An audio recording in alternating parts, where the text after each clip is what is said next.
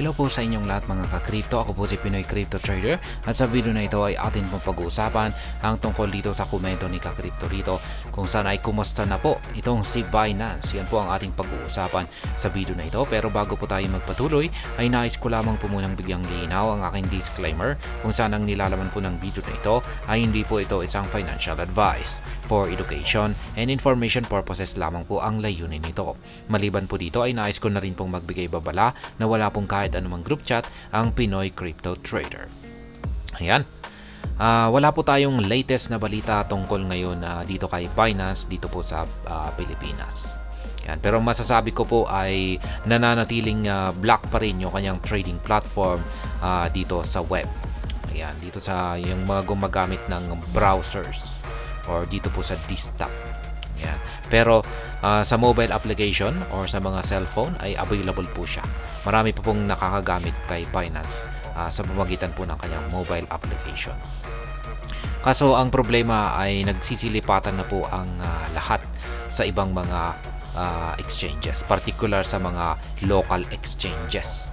Kasi yan yung dulot na rin ng takot na baka maging yung mobile application ni Binance ay baka darating din yung araw na ito ay maibablock ng Philippine SEC or baka pagbibigyan yung kahilingan ni Philippine SEC na i-block ng Apple Store at saka ang Google Play Store ang application ni Binance. Kaya yan, mas mabuti po na po yung naghahanda. Kaya ayan, yung mga gumagamit ng karamihan po or majority po ng gumagamit ni Binance na dito kay Binance ay yan, nagsilipatan na po sila, particular sa mga local exchanges natin kung saan ay mas safe po talaga ito.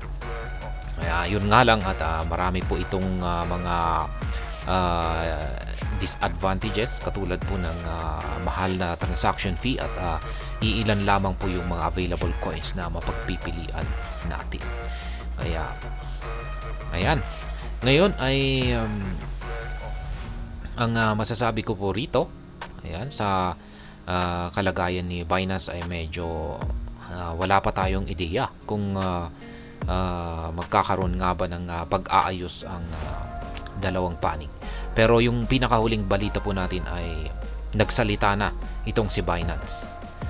Ayan, kasi noon ay ayon po sa Philippine SEC natin dito ay matagal daw po nilang kinokontak itong si Binance at hindi po sumasagot itong si Binance. Kaya wala po silang magagawa kundi ituloy ang pag-block dito sa kanilang platform. Pero nung nangyari po yan ay dyan na po naglabas ng pahayag ang Binance. Ayan, nagsalita na po sila at sila na po ay nakikipag-ugnayan ngayon sa Philippine SEC. Pero hanggang ngayon ay hindi pa po sila naglalabas ng balita kung ano na nga ba yung kanilang napag-usapan. Ayan, pero hintayin na lamang po natin. Siguro talagang medyo mahaba-haba po siguro yung kanilang usapan. At baka hindi pa sila nagre-resulta sa isang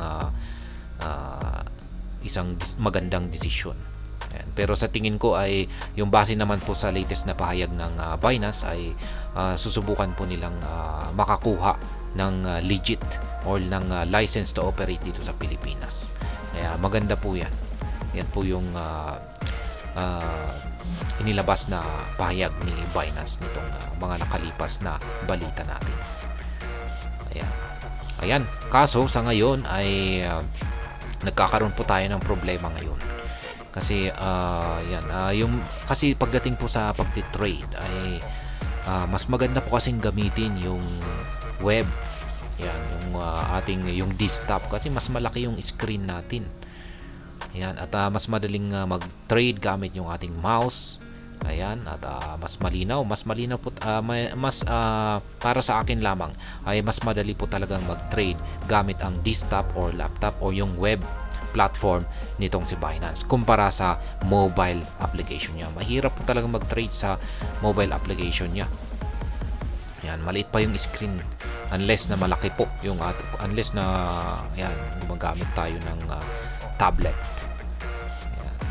Kaya ayan, sana nga ay ibalik na nila yung ating access sa trading platform na ito. Pero sa ngayon, at dahil sa wala pa tayong access dyan, ay ayan, gumamit daw pa muna tayo ng mga local exchanges. Kaya sabi rito ay Filipinos face higher fees after Binance ban. Yan. Mura po kasi yung transaction fee dito kay Binance, kaya napakaganda.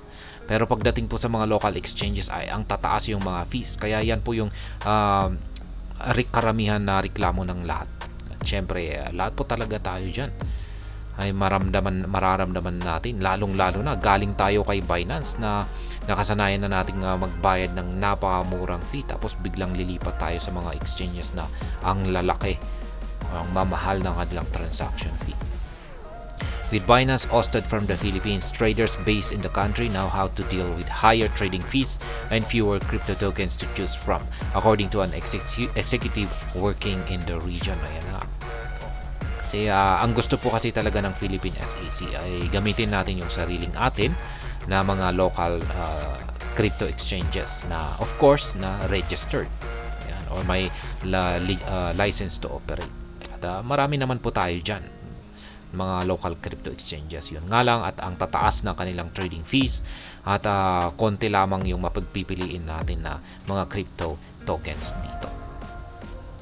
The country's National Telecommunications Commission, NTC, ordered local internet service providers to block the exchange on March 25. Ayan po. Dito po nag-umpisa yung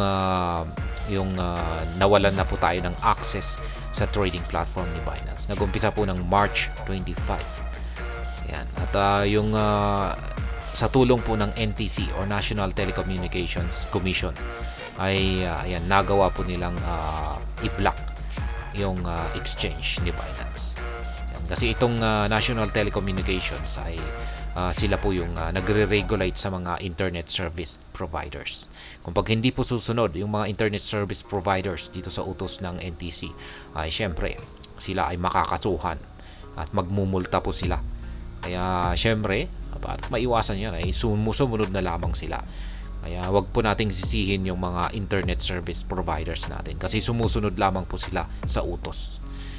On April 23, the SEC ordered Apple and Google to block the Binance app from their stores. Yan. Nung pagdating naman ng April 23, ay dito naman kasi marami pa pong nakakagamit ng mobile application ni Binance. Kaya para mapigilan ito ay yan, naglabas po ng order ang Philippine SEC kay Apple at Google na i-block po nila yung Binance app sa mga stores. Pero naglabas po ng response itong si Apple at saka si Google na hindi po nila ito basta-basta gawin unless na marinig po nila yung side ni Binance at yung mga users nito. Kaya yan po talagang maganda. Higher fees and fewer tokens to trade. Yan po yung nakakalungkot dito sa mga local exchanges natin. Taas na nga ng transaction fee, tapos kokonti pa yung mga tokens na pwede po nating i-trade or mabili. The trade-off is that Filipinos who participate in crypto trading will be subject to higher fees with local platforms and less variety of tokens to trade. Yan. Mataas yung transaction fee at saka yan, hindi po tayo makakabili ng mga, kung mahilig po tayo sa mga meme coins, yan, ay hindi po tayo makakabili ng mga bagong meme coins. Tapos yan pa naman yung mga bagong meme coins, yung mga may chances na sumabog. Yan. Pero high risk po ang mga yan. Mabibili lamang po natin yan sa mga yan, yung mga kilalang mga crypto exchanges or yung mga foreign exchanges. At yung mga local exchanges po natin ay laging nahuhuli. Yan, laging nahuhuli pagdating po sa mga bagong mga crypto assets. Kaya yan po yung nararanasan natin ngayon dahil dito sa banning ng Binance dito sa atin. Kaya yan, para kay Ka-Crypto, yan po yung latest update pa rin natin kay Binance, kung saan ay wala pa rin pong pagbabago. Kaya hintayin lamang po natin. Yan, ang tanging magagawa natin ay pagtiyagaan na lamang po natin yung ating mga local exchanges hanggang sa magkaayos na ang Binance at saka ang Philippine SEC. At ayan, patuloy po tayong umasa na sana ay sa bandang huli ay mabibigyan po ng legit na license itong si Binance na makapag-operate dito sa atin. At hanggang dito na lamang po tayo sa video na ito. Sana po ay inyong nagustuhan ang aking paliwanag sa video na ito. Kung inyo po itong nagustuhan ay pakiclick lamang po ang like button nito. Para naman po sa mga bago lamang dito, kayo po ay aking inaanyayahan para mag-subscribe. Pakiclick na rin po ang bell icon nito dahil ito po ang siya magsisilbing notification nito sa mga bago kong videos na akin pong ina-upload sa aking YouTube channel na ito. Marami pong salamat sa panunood. Ingat po tayo lagi at God bless po sa ating lahat.